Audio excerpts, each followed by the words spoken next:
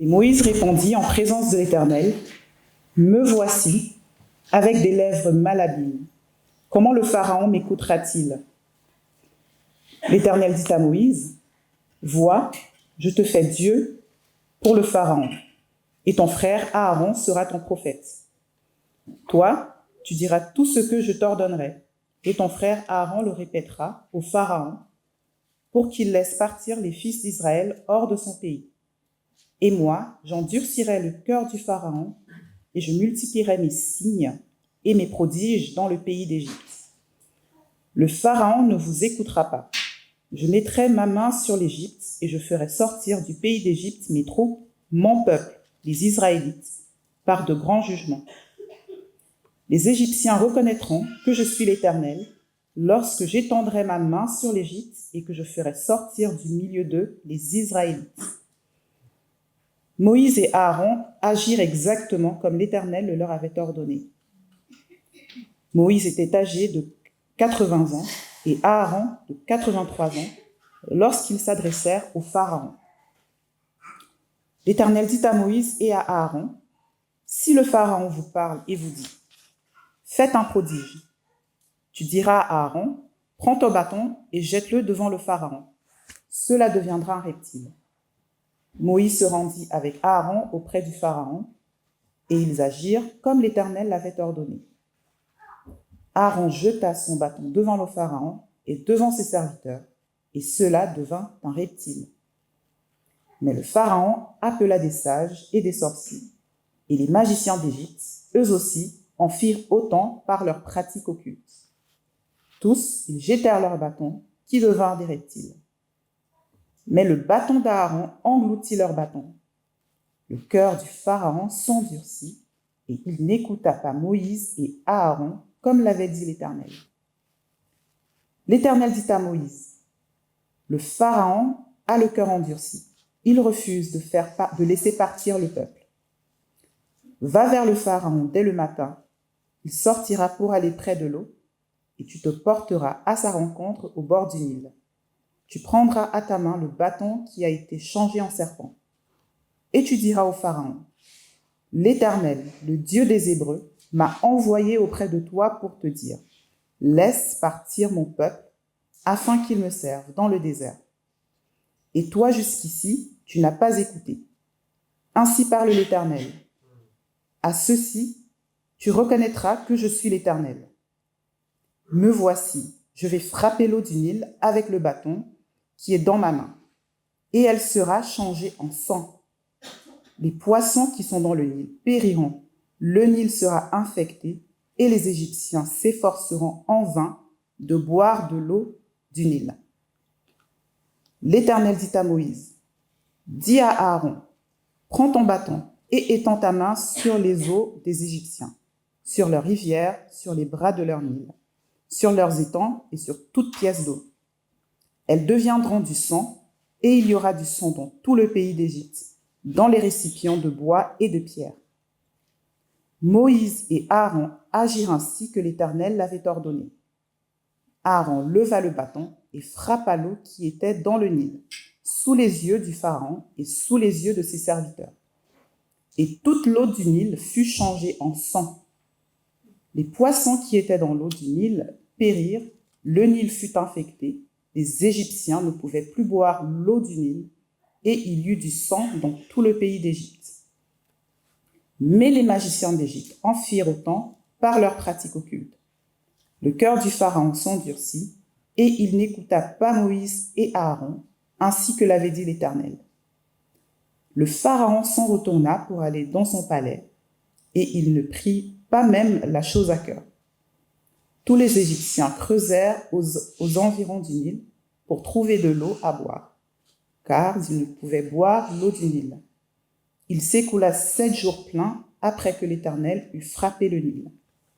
L'Éternel dit à Moïse, « Va vers le Pharaon, et tu lui diras, ainsi parle l'Éternel, laisse partir mon peuple, afin qu'il me serve. Si tu refuses de le laisser partir, moi je vais ravager tout ton territoire par les grenouilles. Le Nil fourmillera de grenouilles, elles monteront, Elles pénétreront dans ton palais, dans ta chambre à coucher, et sur ton lit, dans la maison de tes serviteurs, et chez ton peuple, dans tes fours et tes pétrins. Les grenouilles monteront sur toi, sur ton peuple, et sur tous tes serviteurs. L'Éternel dit à Moïse, « Dis à Aaron, étends ta main avec ton bâton sur les rivières, sur les bras du Nil et sur les étangs, et fais monter les grenouilles sur le pays d'Égypte. » Aaron étendit sa main sur les eaux de l'Égypte, et les grenouilles montèrent et couvrirent le pays d'Égypte. Mais les magiciens en firent autant par leurs pratiques occultes. Ils firent monter les grenouilles sur le pays d'Égypte. Le Pharaon appela Moïse et Aaron et dit, « Intercédez auprès de l'Éternel, afin qu'il écarte les grenouilles de moi et de mon peuple, et je laisserai partir le peuple pour qu'il offre des sacrifices à l'Éternel. » Moïse dit au Pharaon, « Que sa majesté me donne un ordre. Pour quand intercéderai-je auprès de l'Éternel en ta faveur, en faveur de tes serviteurs et de ton peuple, afin qu'il fasse disparaître les grenouilles de chez toi et de tes maisons? Il n'en restera que dans le Nil. » Il répondit, « Pour demain. » Moïse dit, « Il en sera ainsi, afin que tu reconnaisses que nul n'est semblable à l'Éternel notre Dieu. Les grenouilles s'écarteront de toi, de tes maisons, de tes serviteurs et de ton peuple. Il n'en restera que dans le Nil. » Moïse et Aaron sortirent de chez le Pharaon. Moïse cria à l'Éternel au sujet des grenouilles qu'il avait fait venir contre le Pharaon. L'Éternel fit ce que demandait Moïse, et les grenouilles périrent dans les maisons, dans les cours et dans les champs. On les amoncela, boisseau par boisseau, et la puanteur se répandit dans le pays. Mais le Pharaon, voyant qu'il y avait du répit, endurcit son cœur, et n'écouta pas Moïse et Aaron, comme l'avait dit l'Éternel. L'Éternel dit à Moïse, « Dis à Aaron, étends ton bâton et frappe la poussière de la terre. Elle deviendra des moustiques dans tout le pays d'Égypte. » Ils firent ainsi. Aaron étendit sa main avec son bâton et frappa la poussière de la terre, et elle devint des moustiques sur les hommes et sur les bêtes. Toute la poussière de la terre devint des moustiques dans tout le pays d'Égypte. Les magiciens employèrent leurs pratiques occultes pour produire les moustiques. Mais ils ne le purent pas. Les moustiques étaient sur les hommes et sur les bêtes. Alors les magiciens dirent au Pharaon, « C'est le doigt de Dieu. » Le cœur du Pharaon s'endurcit, et il n'écouta pas Moïse et Aaron, comme l'avait dit l'Éternel. Bonjour tout le monde, et c'est un moment pour m'installer. C'est avec joie que je vous propose ce temps de partage, de réflexion, méditation sur ce texte. L'idée, c'est qu'on puisse simplement proclamer le texte qu'on vient d'entendre à nos cœurs. Et on veut garder nos textes ouverts, nos Bibles ouvertes. On veut vérifier dans le texte, on veut fonder notre foi sur ce qui est écrit, parce que ça a été consigné par écrit pour qu'on puisse espérer. Et c'est pourquoi j'aimerais prier avant d'aller plus loin. Notre Dieu, notre Père, nous te remercions pour ta parole qui nous relate des événements anciens, mais que tu fais actuels pour aujourd'hui, pour nous aider à te connaître, à te faire confiance, à mesurer les enjeux de ce monde et à courir dans tes bras de sauveur avant qu'intervienne ton jugement pour la fin de ce monde. Nous voulons te demander, Seigneur, que tu modèles nos cœurs. Nous avons besoin que ton esprit aligne nos esprits sur toi et que nous soyons chrétiens de longue date ou que nous soyons encore en train de te chercher. Nous voulons te demander, Seigneur, que tu ouvres nos vies pour que nous puissions recevoir cette parole dans de la bonne terre. Nous te demandons cela dans le nom précieux de Jésus. Amen. Amen.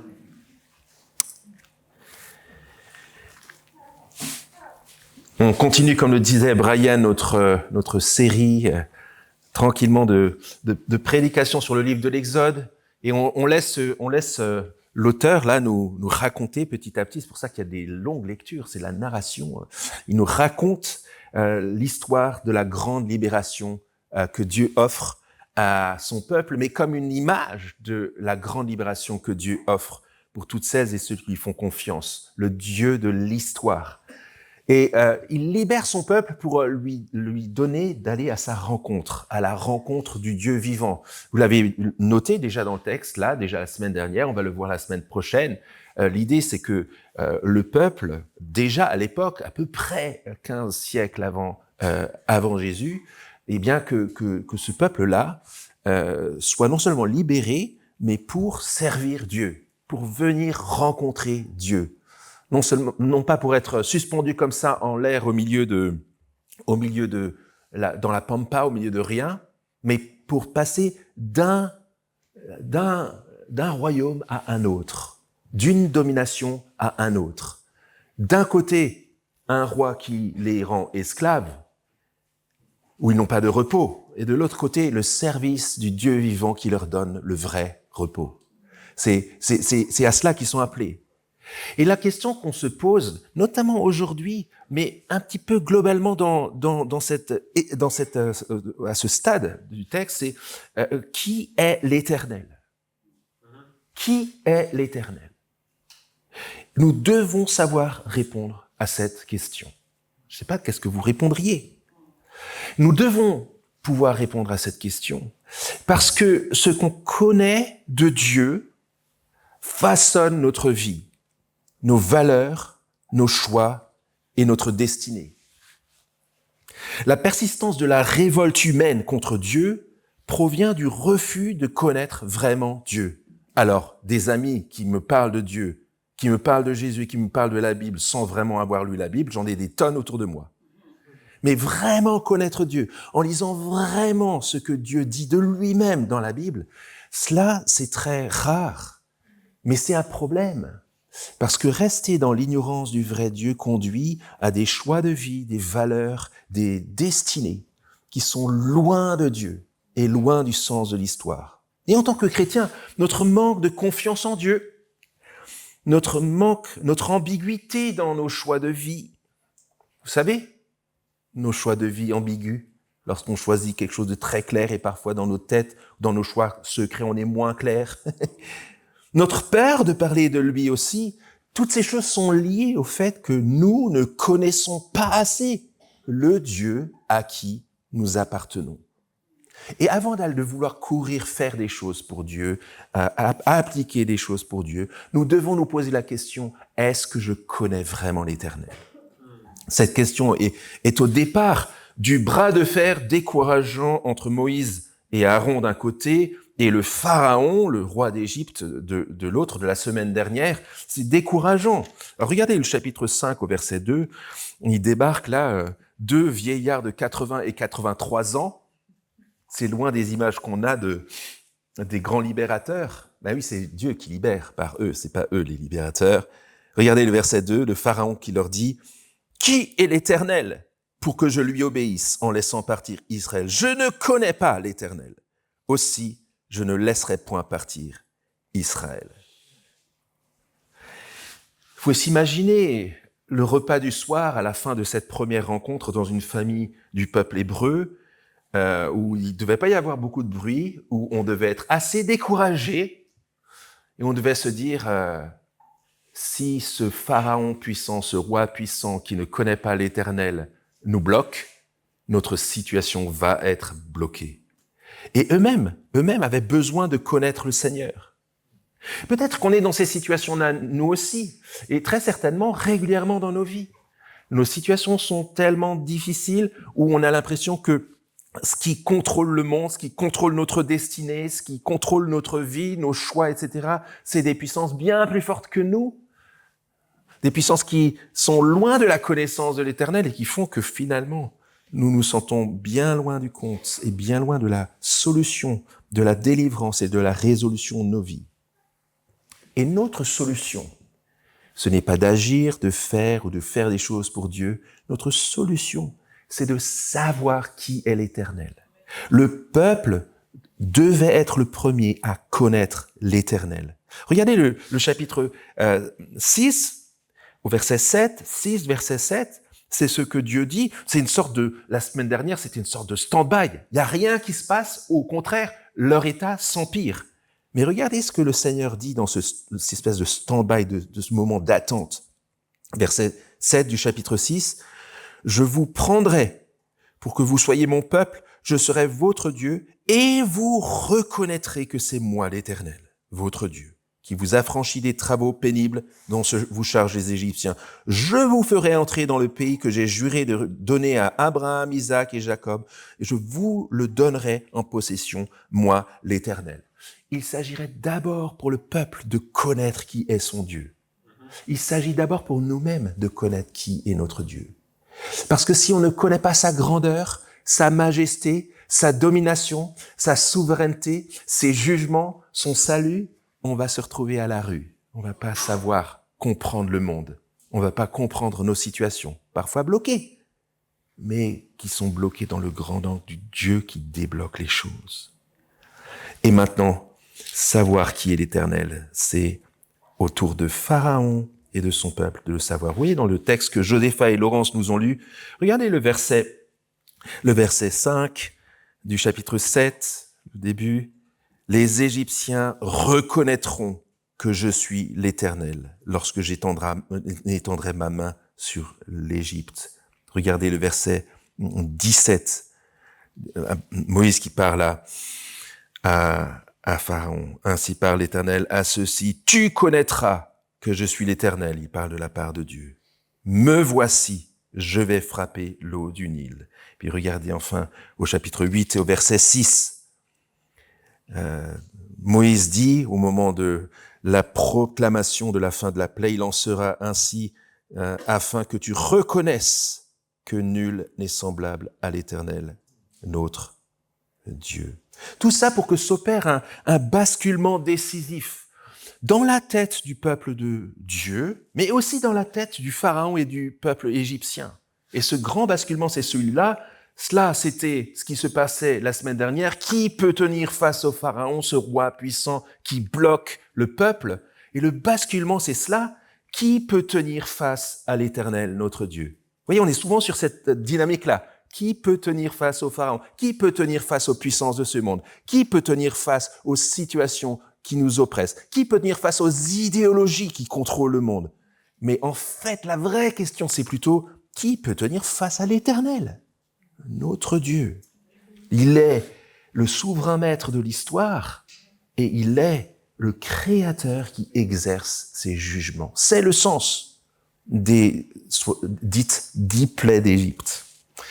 Il est le souverain maître de l'histoire. C'est le premier sens, le premier rappel là. Qui peut tenir face à l'Éternel, notre Dieu, lui qui est le souverain maître de l'histoire. Alors, je reviens pas trop dans les détails sur le fait que le Seigneur annonce une fois de plus le scénario.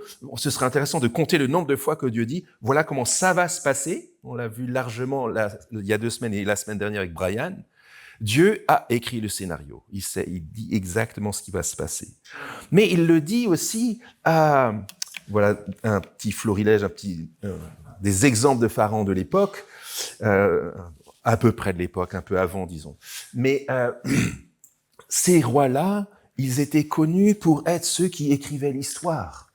C'est pas n'importe qui est en face d'eux. C'est pas n'importe qui à qui Dieu se révèle et à qui Moïse doit faire connaître le Dieu vivant. Toutmosis 3, par exemple, j'ai retrouvé quelques inscriptions. Il dit « Tous les pays tremblent devant ma puissance », écrit sur du granit. « Je suis le roi parfait, choisi par le Dieu Ra, le soleil, pour gouverner toutes les terres. » Et puis, en bas d'une inscription dans le temple de Karnak, il y a cette inscription. « Ces victoires à Toutmosis III furent gravées sur la pierre afin que leur souvenir dure pour toujours. » Qui connaissait le nom de Toutmosis III avant ce matin? Voilà, ça n'était pas pour toujours. Mais quand même, vous voyez l'idée. Vous voyez à qui Moïse a affaire et vous voyez à qui Dieu annonce qu'il est lui le souverain de l'histoire, que lui ce qu'il fait va durer à toujours. Chapitre 7, versets 1 à 5. Voilà le fils de Dieu, du Dieu Ra, du Dieu soleil. Je te fais Dieu pour ce Dieu-là. Je te fais Dieu pour Pharaon et ton frère Aaron sera ton prophète. Toi, tu diras tout ce que je t'ordonnerai. et ton frère Aaron le répétera au Pharaon, pour qu'il laisse partir les fils d'Israël hors de son pays. Et moi, j'endurcirai le cœur du Pharaon, et je multiplierai mes signes et mes prodiges dans le pays d'Égypte. Le Pharaon ne vous écoutera pas, ne vous soyez pas surpris. Je mettrai ma main sur l'Égypte, et je ferai sortir du pays d'Égypte mes troupes, mon peuple, les Israélites, par de grands jugements. Les Égyptiens reconnaîtront que je suis l'Éternel, lorsque j'étendrai ma main sur l'Égypte et que je ferai sortir du milieu d'eux les Israélites. Dieu est le Dieu souverain de l'histoire, qui écrit son histoire et l'histoire de son salut, mais aussi, vous l'avez remarqué, l'histoire de ses jugements. Il va faire sortir son peuple, verset 4, par ses grands jugements. Et d'ailleurs, on ne devrait pas dire les 10 plaies, on devrait plutôt dire les 10 jugements. Les 10 jugements du Dieu souverain de l'histoire sur ces grands pharaons. Et vous avez vu que dans le reste du livre, de l'histoire, là, de cette partie de l'histoire, l'auteur prend bien soin de nous rappeler que le scénario se réalise comme le Seigneur l'avait dit. Regardez le verset 13. Le cœur du Pharaon s'endurcit et n'écouta pas Moïse et Aaron, comme l'avait dit l'Éternel. Verset 22. Les magiciens d'Égypte en firent autant et le cœur du Pharaon s'endurcit et il n'écouta pas Moïse et Aaron, ainsi que l'avait dit l'Éternel. Verset 11 du chapitre 8. Voyant qu'il avait du répit, le Pharaon endurcit son cœur et n'écouta pas Moïse et Aaron, comme l'avait dit l'Éternel. Chapitre 8, verset 15. Le cœur du Pharaon s'endurcit et il n'écouta pas Moïse et Aaron, comme l'avait dit l'Éternel. Il faut s'imaginer ce grand roi qui pense qu'il domine toutes les nations, et en fait, tous les peuples autour se disaient ça. Il domine. Il est le roi. Il est le roi des rois, le fils d'Amon-Ra, le Dieu soleil. Mais ce que Dieu dit de lui et ce qu'il a décrété sur lui se passe exactement. Le roi qui pense contrôler est sous le contrôle souverain du Dieu de l'histoire. Le bras de fer ne devait pas se passer entre Moïse et Aaron, et c'était peut-être ça notre déception de la dernière fois. Ça ne devait pas être entre cette grande puissance et Moïse, ça devait être entre le Dieu vivant et vrai d'un côté et le Pharaon puissant mais rebelle de l'autre. Le bras de fer est engagé. Vous avez vu que Moïse et Aaron s'alignent aussi? Je ne vais pas faire le relevé, mais plusieurs fois dans le texte, il est question de Moïse et Aaron firent tout conformément à ce que le Seigneur leur avait ordonné. Plusieurs fois dans le texte. Donc, ce que Moïse et Aaron font, c'est qu'ils s'alignent sur le fait que Dieu est le souverain maître de l'histoire. Ils rentrent dans le scénario prévu par ce Dieu souverain. Mais aussi, Pharaon doit se soumettre. Et en fait, c'est ce qu'on voit à partir de cet épisode si connu du verset 9 et suivant. Par le pouvoir de toutes, notes, etc. Si le Pharaon vous parle et vous dit « Faites un prodige », dit le Seigneur, tu diras à Aaron « Prends ton bâton, jette-le devant le Pharaon, ceci deviendra un reptile. » Un autre mot que le mot serpent du chapitre 3, qui reviendra plus tard après, un serpent encore plus redoutable, qui est utilisé pour parler des grandes puissances occultes primordiales qui prenaient le pouvoir. Dans les pensées moyennes orientales de l'époque, le serpent, c'était une puissance souterraine qui dominait et dont il fallait amadouer pour pouvoir se le mettre de son côté, pour devenir son allié. Et c'est pas un hasard si, en Égypte, le pharaon avait le signe du serpent, du reptile sur sa tiare. Alors ça, c'est juste un florilège, mais vous pouvez avoir dans n'importe quel musée qui a des vestiges, vous le verrez. Vous voyez, Moïse se retrouve en terrain conquis. Il joue pas à domicile, il joue à l'extérieur. Celui qui joue à domicile, c'est le pharaon, qui proclame qu'il est celui qui a pris comme allié le dieu serpent, le dieu représentant de Amon-Ra, le dieu soleil. Il est celui qui contrôle ces puissances souterraines et occultes. Et ici, c'est lui qui règne. Et Moïse et Aaron sont à l'extérieur. Enfin, moi, je parle d'expressions sportives parce que hier, la France a perdu à l'extérieur, parce que l'Écosse était beaucoup trop fort au rugby, parce qu'ils jouaient à domicile. Et là, on pourrait se dire, mais ça va être perdu d'avance. Mais vous voyez comment Dieu, sur le terrain du Pharaon, montre sa maîtrise par ce bâton qui se transforme en serpent.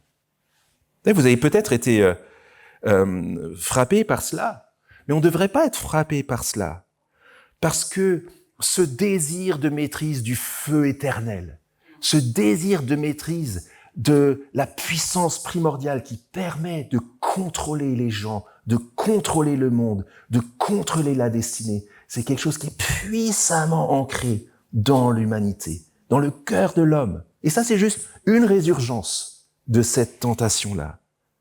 Et vous avez peut-être remarqué quelque chose dans la lecture de Josépha, avec un mais du verset 11. Le Pharaon appela les sages, les sorciers, les magiciens d'Égypte. Eux aussi en firent autant par leurs pratiques occultes. Tous, ils jetèrent leurs bâtons qui devinrent aussi des reptiles.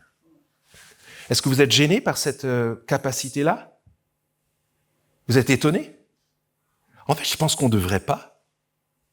C'est un des exemples qui nous montre que les puissances à l'œuvre dans ce monde sont vraiment puissantes.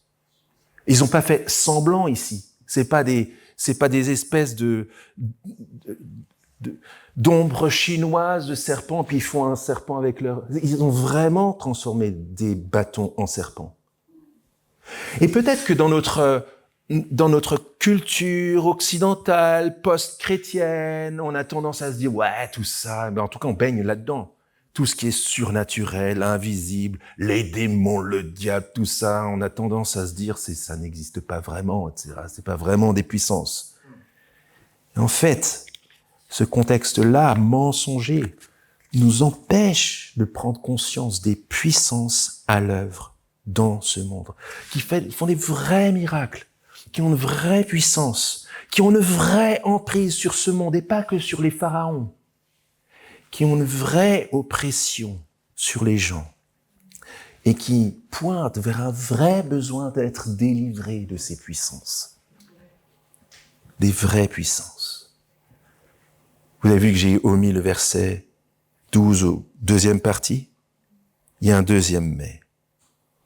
Mais le bâton d'Aaron engloutit leur bâton.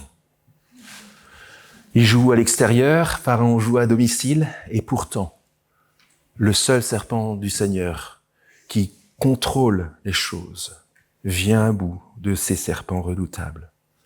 En fait, on pourrait arrêter l'histoire ici parce que c'est un spoiler. Le mot qui est utilisé ici comme le serpent, le bâton d'Aaron qui engloutit les bâtons de tous les magiciens, c'est le même mot, le même verbe qui parlera des armées de Pharaon englouties par la mer. C'est un spoiler, on sait déjà qui va gagner. Ça vous dit rien? On sait déjà qui va gagner? C'est un spoiler pour la fin de notre prédication, j'en reparlerai tout à l'heure. Mais déjà, les amis, le dénouement de l'histoire se trouve déjà là. Le Seigneur est le souverain maître de l'histoire. Il tient non seulement l'histoire du Pharaon qui pense contrôler l'histoire, il tient toute l'histoire dans sa main, du début du serpent ancien qui a tenté l'homme qui voulait devenir Dieu, jusqu'à la victoire finale, le serpent qui sera écrasé à la fin des temps. Il tient tout dans l'histoire. Désolé pour le spoiler, mais c'est ça le message de l'Évangile. On peut imaginer la réaction à table ce soir-là. Qu'est-ce qui devait se dire dans le peuple d'Israël en entendant parler de ce qui s'était passé dans le palais ce matin-là? Peut-être qu'ils se disent, j'ai entendu dire que le bâton d'Aaron a englouti les autres bâtons. Mais peut-être aussi qu'on discutait sur, mais quand même, ils ont été capables d'accomplir ces grands miracles. Les prétentions des grands de ce monde dans chaque génération pour contrôler le monde, et on peut penser simplement aux pouvoirs politiques qui se montrent les muscles en ce moment dans le monde. On ne devrait pas dire c'est ok, on ne devrait pas se dire c'est juste l'actualité, on devrait voir que ce sont des avatars de ces mêmes prétentions-là. Ces idéologies qui se veulent définitives pour l'humanité. C'est le post-christianisme bien pensant des Lumières maintenant qui trouve son avènement dans l'accomplissement d'une humanité libérée de toutes les emprises, y compris celle du judéo-christianisme. Nous allons vers l'avènement d'une nouvelle ère. Cette fois, l'histoire s'écrit pour l'avènement de l'humanité. On l'a dit aussi, du socialisme, du communisme et d'autres choses. Certains le pensent encore aujourd'hui. Mais ce sentiment de puissance, ce sentiment que des idéologies non chrétiennes sont irrésistibles, ce sentiment aussi de cette puissance de séduction de ces puissances-là, ne sont pas anodines. Elles relèvent du même serpent, du même pouvoir, de la même emprise.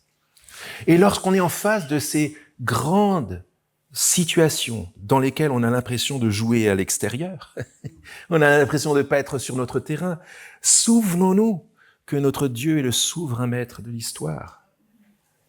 Apprenons par cœur, c'est pas trop dur, le verset 12b. Mais le bâton d'Aaron engloutit leur bâton. L'histoire est irrésistiblement en train de converger vers la connaissance et la célébration de la gloire de Pharaon, non, de la gloire de Donald, non, de la gloire de Emmanuel Macron, non, de la gloire de Étienne, non, pas du tout, de la gloire du Dieu vivant et vrai. L'Éternel est son nom. Et quand bien même les grands s'endurciraient, et quand bien même ils montreraient leurs muscles contre la connaissance de Dieu, l'Éternel manifeste sa domination. Et c'est ce qu'annoncent les 10 jugements dont j'ai parlé. C'est dans la structure du texte, on a un premier signe, le serpent, puis 9 jugements, 3 cycles de 3 jugements, les 9 plaies d'Égypte, plus une, la grande et dernière plaie, le grand et dernier jugement, on devrait plutôt dire, où le Seigneur libère son peuple. Il est le Créateur qui exerce ces jugements. Et Dieu s'attaque, pour commencer, après le serpent, s'attaque au Nil. Le Nil qui était divinisé, qui était la source de toute vie, et la source de toute fécondité aussi. C'est lui qui donne la fertilité, c'est lui qui donne la vie, et on l'adore comme Dieu, on lui attribue un Dieu. Regardez versets 17 et 18, le Seigneur dit, « À ceci, tu connaîtras que je suis l'Éternel, je vais frapper l'eau du Nil avec le bâton qui est dans ma main, et elle sera changée en sang. » Le Seigneur frappe le Nil, et il en devient du sang. Regardez le verset 20 et suivant, Moïse et Aaron agirent ainsi que l'Éternel avait ordonné. Aaron leva le bâton et frappa l'eau qui était sous les yeux de qui était dans le Nil, sous les yeux du Pharaon et sous les yeux de ses serviteurs, et toute l'eau du Nil fut changée en sang. Les poissons qui étaient dans l'eau du Nil périrent, le Nil fut infecté, les Égyptiens ne pouvaient plus boire de l'eau du Nil, et il y eut du sang dans tout le pays d'Égypte. La source divinisée de la vie, Dieu s'en joue, et Dieu rappelle qu'il est lui le maître de la vie. Mais pourquoi du sang? Vous vous rappelez ce qui s'est passé avec le Nil depuis le début de... C'est mon fils Nils, pour ceux qui ne savent pas. Depuis le début du livre, c'est dans le Nil que le Pharaon a ordonné, l'autre Pharaon a ordonné qu'on jette les bébés des Hébreux pour qu'ils périssent. C'est là que le sang a coulé comme jugement contre le peuple juif. Et c'est là que Dieu fait ressortir le sang de tous les bébés qui crient contre ce qui a été fait contre eux. Et ce sang-là, en fait, Ce sang-là du Nil, c'est le sang aussi du Dieu qui réclame justice contre tout le sang et toutes les injustices du monde. Il est celui qui juge. Il est le Créateur qui réclame justice sur son monde. Et il le fait avec brio. L'Éternel jugera la terre. On devrait d'une certaine manière trembler en entendant ça. Et là, on n'a rien à faire en tant que membre du peuple de Dieu que de regarder sa grandeur et la grandeur de ses jugements. L'Éternel jugera la terre. Mais, pour ceux qui sont très observateurs, vous avez vu le verset 3 du chapitre 8, les magiciens en firent autant par leur pratique occulte. Ah oui, non, ça c'est un peu plus tard, un peu plus tard. Oui, ça arrive aussi. Voilà, verset 22, pardon. Les magiciens d'Égypte en firent autant par leur pratique occulte. Et du coup, ça endurcit le cœur du pharaon. Nous aussi, on est capable de le faire. Mais il y a un mais. C'est que leur capacité, qui est impressionnante à la manière de la reproduction des serpents tout à l'heure, c'est un mais, parce que ils aggravent le problème en ajoutant du sang au sang, et ils sont impuissants pour arrêter cette plaie-là. Donc un pouvoir limité et un pouvoir qui ne peut pas revenir en arrière. On devrait être non seulement conscient et ne pas sous-estimer les puissances à l'œuvre dans ce monde, mais on devrait être lucide aussi sur leurs limites, Et ce même mouvement, on le voit dans la plaie suivante, celle des grenouilles. J'y étais juste avant. L'Éternel annonce que des grenouilles vont sortir par dizaines et par milliers du Nil. De nouveau le Nil attaqué. Mais c'est ce qui est attaqué, c'est aussi la déesse de la fertilité. Regardez sa tête. Une tête de grenouille. Vous vous rappelez, lorsque le pharaon, à l'époque, l'autre pharaon juste avant, voulait limiter la fertilité des Hébreux et voulait limiter la multiplication des Hébreux sur le pays, il a jeté tous ses bébés dans le Nil. Et là, le Seigneur questionne la foi dans la puissance de fertilité de cette déesse-là. Elle s'appelle Heket. Et au lieu de donner la fertilité, elle donne la mort partout. Elle envahit tout. Elle remplit le pays de ce jugement-là. Le Seigneur dispose de tout ce que l'Égypte avait fait pour avoir des dieux partout. Les dieux de l'Égypte sont humiliés. Là, vous voyez que le même mouvement est vrai. Il y a un mais, alors je l'avais lu avant, ils en firent autant par leur pratique occulte, ils firent monter des grenouilles sur le pays d'Égypte, mais vous voyez que ça pose un problème, parce que s'il y a déjà beaucoup de grenouilles et ils viennent dire au pharaon, regarde, on peut aussi, c'est super, merci les gars, merci d'ajouter des grenouilles aux grenouilles, comme vous avez fait juste avant, le sang au sang, et ils sont incapables de les arrêter. Vous voyez ce que Pharaon doit faire? Il doit demander à Moïse d'intercéder pour que Dieu lui-même mette un terme à cette plaie. On devrait être lucide, je le disais avant, sur les puissances qui sont à l'œuvre dans ce monde. On devrait être lucide parce qu'elles sont vraiment puissantes et capables, mais elles sont limitées et elles n'améliorent pas la situation du monde, elles l'aggravent. De la même manière que ils ajoutent là des grenouilles aux grenouilles, de la même manière les puissances qui s'élèvent contre Dieu, qui s'éloignent de Dieu, sont vraiment puissantes, mais pas pour améliorer la situation du monde, mais pour l'empirer, pour empirer sa situation. Et sans avertissement cette fois, Dieu envoie ce troisième jugement. À chaque fois, le troisième des trois jugements, il est sans avertissement, sans préavis. Peut-être le rappel que la patience de Dieu a des limites et que quand bien même le cœur du pharaon s'endurcirait, au bout d'un moment, ça va craquer. Verset 12 du chapitre 8. Et tant ton bâton frappe la poussière de la terre, elle deviendra des moustiques dans tout le pays d'Égypte. Et c'est ce qui se passe. En tant que lecteur averti du texte de la Bible, on sait que la poussière du sol, c'est de là que Dieu a fait naître et a créé l'humanité. Tu es poussière, tu retourneras à la poussière, et lui prend la poussière, il fait venir des moustiques. Il est le souverain maître de l'histoire et il est le créateur qui exerce ses jugements. Et tous ceux qui font partie de la poussière du sol dont il les a tirés pour qu'ils vivent, lorsqu'ils se révoltent contre lui, ils méritent son juste jugement. On ne devrait pas sous-estimer les forces à l'œuvre dans ce monde, mais on devrait encore moins sous-estimer la puissance irrésistible du Dieu vivant. Vous avez vu qu'il y a un nouveau mail, hein? Versets 14 et 15, les moustiques sont partout. Et 14, alors je suis où? 14. Les magiciens employèrent leurs pratiques occultes pour produire les moustiques, mais ils ne le purent pas. Les moustiques étaient sur les hommes et sur les bêtes. Alors les magiciens dirent au Pharaon, c'est le doigt de Dieu.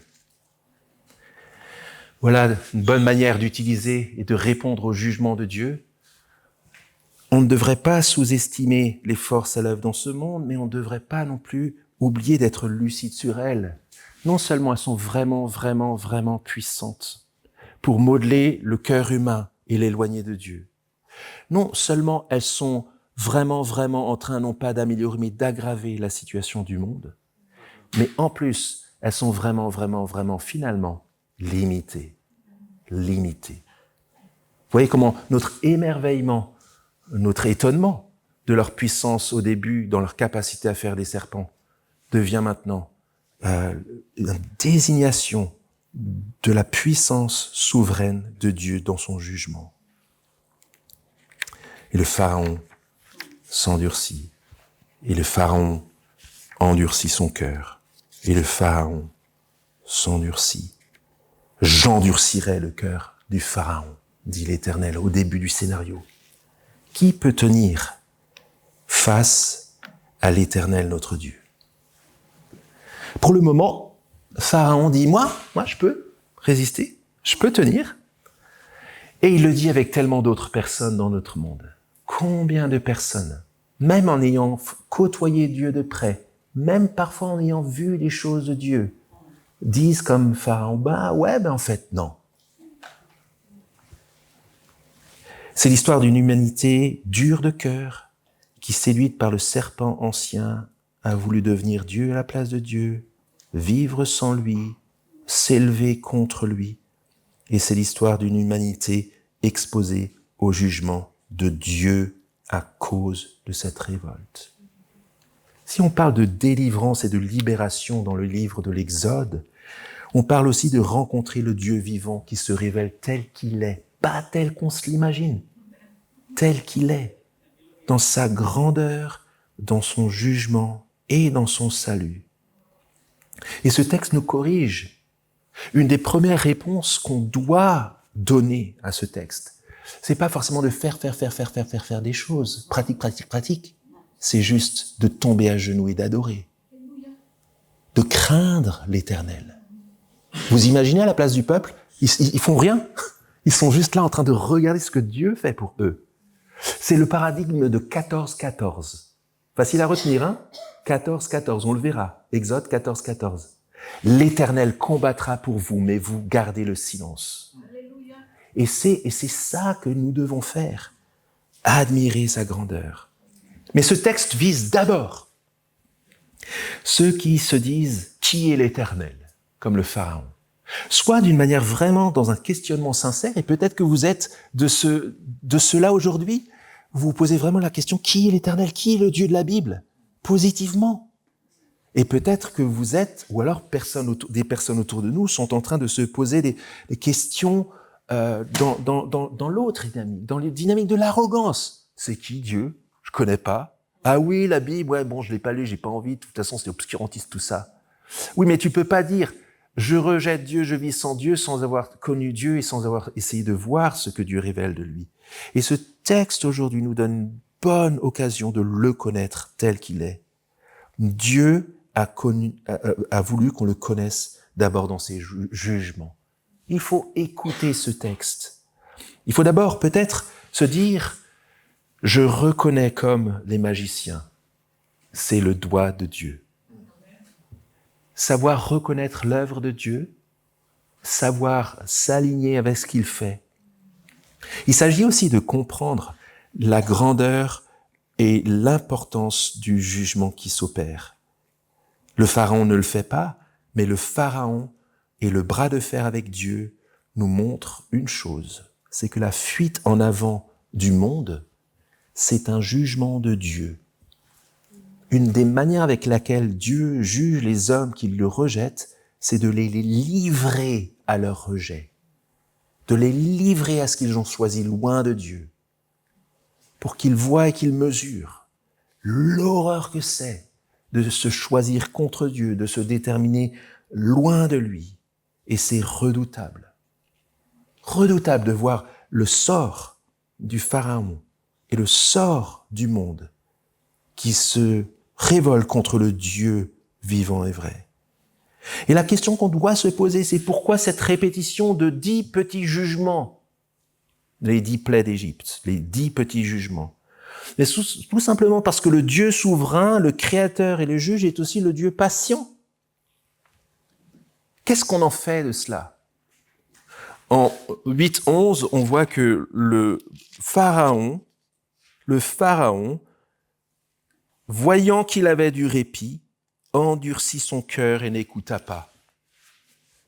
Peut-être que c'est le genre de situation dans lesquelles on s'est déjà trouvé et dans lesquelles des personnes autour de nous se sont déjà trouvées. Face au répit que Dieu donne, vous savez, des situations qu'on a connues, on a eu une bonne résolution, on dit à Dieu, si vraiment, Dieu, tu réponds à ma prière, alors je changerai. Dieu répond, et puis on retombe dans les mêmes circonstances, on retombe dans les mêmes conditions.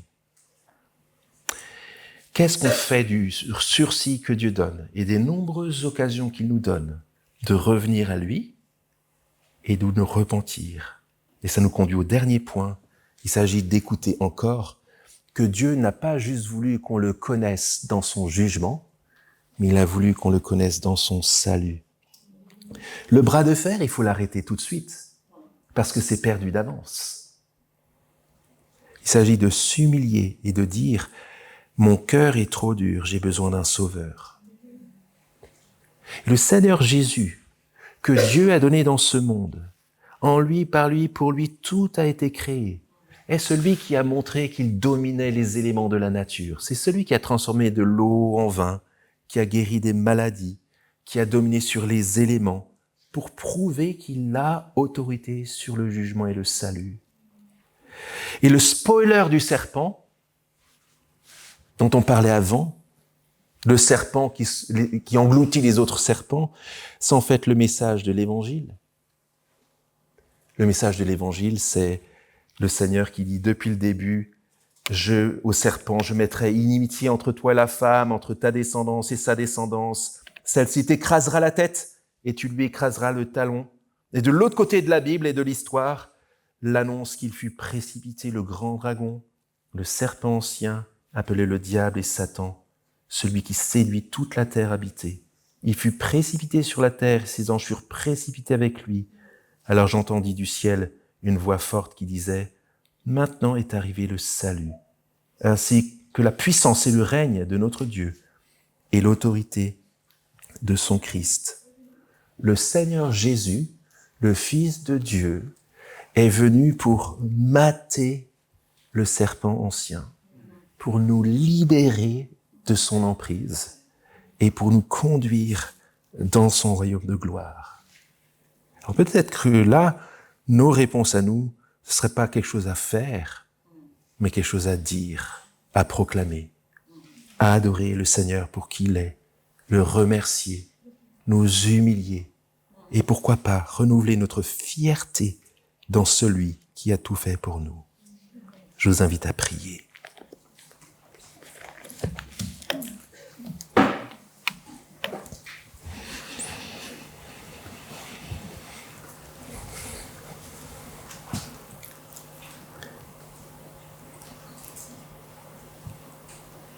Notre Dieu, notre Père, nous te remercions pour le sursis que tu nous donnes encore ce matin, le répit, où une fois de plus, cette histoire connue, même jusqu'au bout du monde et au-delà du monde chrétien, résonne encore ce matin pour que nous puissions encore entendre l'avertissement qui vient de l'Évangile, que tu vas juger le monde avec droiture, parce que tu es le souverain maître de l'histoire. Et nous voulons te bénir et te louer, parce que dans cette même histoire, tu as souverainement voulu envoyer ton Fils. Nous te bénissons, Seigneur, parce qu'en lui, tu as combattu pour nous. Tu nous donnes, Seigneur, ce matin encore de la crainte. Tu remplis notre cœur de reconnaissance et d'adoration, parce que ce que tu fais, Seigneur, dure à toujours. Nous voulons te demander, Seigneur, que tu viennes spécialement intervenir dans la vie, dans les cœurs de ceux qui s'endurcissent encore et encore et encore et ne veulent pas te connaître tel que tu es. Parce que Seigneur, s'ils te connaissaient tel que tu es, ils ouvriraient les yeux sur leur besoin d'être sauvés par toi, pour ne pas être jugés par toi. Nous te prions, Seigneur, que tu agisses avec puissance sur toutes les personnes auxquelles nous pensons, nos familles, nos amis, qui restent durs. Et nous te prions, Seigneur, en sachant que si tu as le pouvoir d'endurcir, tu as aussi le pouvoir de faire compassion et d'assouplir. Assouplis nos cœurs, assouplis leurs cœurs.